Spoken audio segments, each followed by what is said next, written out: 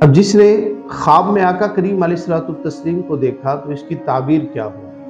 ایک بات یہ ہے کہ جس نے خواب میں دیکھا اس نے واقعتاً آپ کو ہی دیکھا، اور اب یہ ہے کہ اس کی تعبیر کیا بنے گی، دیکھنے والے کے لیے کیا اس کی پوزیشن بنے گی۔ فرمایا کہ جس شخص نے خواب میں آقا کریم علیہ الصلوۃ والتسلیم کو دیکھا تو اگر وہ مقروض ہے تو اس کا قرضہ ختم ہو جائے گا، قرض سے خلاصی پا جائے گا۔ اگر وہ قیدی ہے تو وہ اسیری سے نجات پا کے آزاد ہو جائے گا۔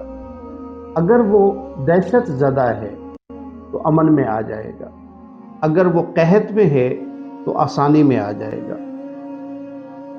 اگر کسی نے آقا کریم علیہ الصلوۃ والتسلیم کو ترش رو دیکھا اور پریشانی کے عالم میں دیکھا تو اس کا مطلب ہے کہ خواب دیکھنے والا دین میں سستی کا شکار ہے، اور جس جگہ کے اوپر یہ خواب دیکھا جا رہا ہے وہاں آقا کریم علیہ الصلوۃ والتسلیم کی سنتیں ترک ہو رہی ہیں۔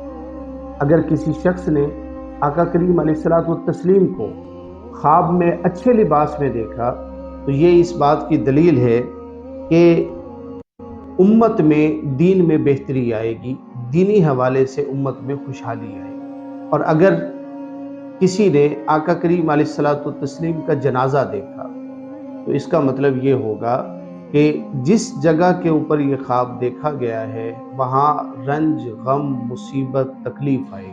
اور اگر کوئی آقا کریم علیہ الصلوۃ والتسلیم کی قبر اطہر کو دیکھے تو اس کا مطلب ہے کہ وہ مال کثیر پائے گا، یعنی اس کو بہت زیادہ مالی فائدہ ہو۔